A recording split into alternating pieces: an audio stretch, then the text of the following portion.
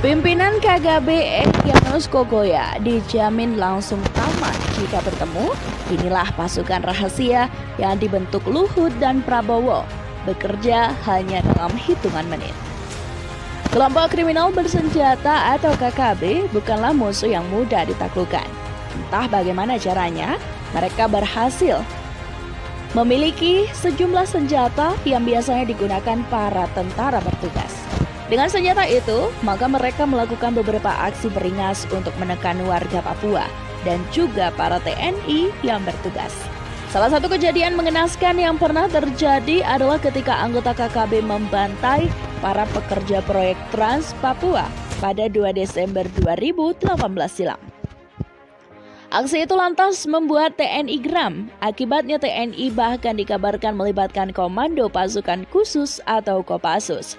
Diketahui Kopassus yang dikenal memiliki kemampuan seperti bergerak cepat di setiap medan, menembak dengan tepat hingga pengintaian, dan salah satu tugas Kopassus adalah memburu pimpinan KKB Egyanus Kogoya. Tak tanggung-tanggung, pasukan anti-teror juga diterjunkan guna memberantas KKB di Papua. Mereka adalah pasukan Satuan Penanggulangan Teror 81 atau Satgultor 81 atau Sat 81. Usut punya usut, mereka adalah pasukan siluman Kopassus TNI AD.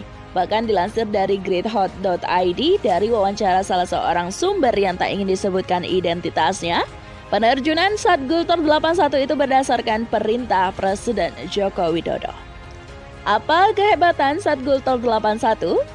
Kopassus sendiri adalah pasukan khusus terbaik Indonesia. Nah, Satgultor 81 merupakan satuan elit Kopassus yang dibentuk oleh Luhut Panjaitan dan Prabowo Subianto pada tahun 1981.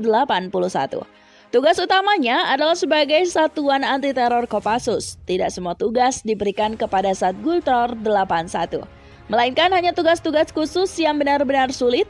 Uniknya, disebutkan dalam beberapa tahun terakhir ini, istilah Gultor dihilangkan. Ini karena kualifikasi yang dimiliki lebih dari penanggulangan teror, sehingga kini mereka dikenal pula dengan sebutan Sat 81. Sama seperti Kopassus, maka prajurit-prajurit Satgultor 81 merupakan prajurit terbaik dari seluruh prajurit TNI. Markas mereka di Cijantung, Jakarta Timur. Namun, tidak seperti pasukan elit TNI lainnya, Satgultor 18 sangat dirahasiakan.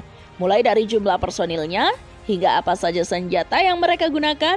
Tujuan dari kerahasiaan ini karena Satgultor 81 memang sering terlibat dalam setiap operasi rahasia militer.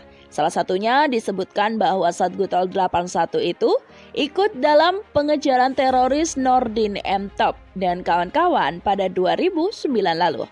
Jadi, jika personel Sat 81 diturunkan, maka berarti sudah ada ancaman tingkat tinggi yang bersikap kompleks dengan tingkat kesulitan tinggi sedang terjadi di Indonesia. Apalagi personel Sat 81 biasa bergerak dalam unit kecil, tapi berdurasi cepat, bukan hitungan jam, tetapi menit. Kasus lain yang pernah ditangani personel Sat 81 diantaranya di Sarinah Tamrin, Jakarta Pusat, pertengahan Januari 2016 lalu menanggulangi kerusuhan di Makobrimob Kelapa II pada pertengahan Mei 2018 lalu. Walau begitu, hingga berita ini diturunkan, tidak ada pernyataan resmi dari apakah benar Sat 18 benar-benar diterjunkan untuk memburu pimpinan KKB Egyanus Kogoya di Papua. Jika benar, sepertinya Egyanus Kogoya dan KKB harus siap-siap ya.